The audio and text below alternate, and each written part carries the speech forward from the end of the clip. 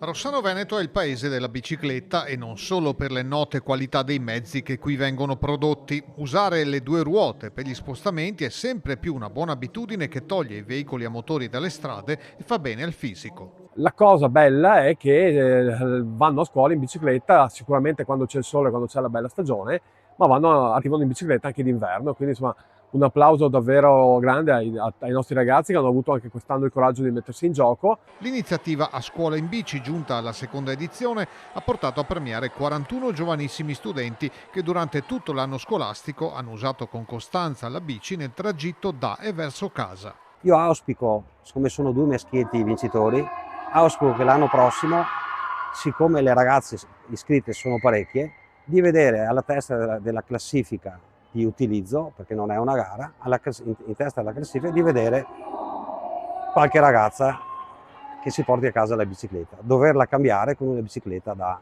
signorina.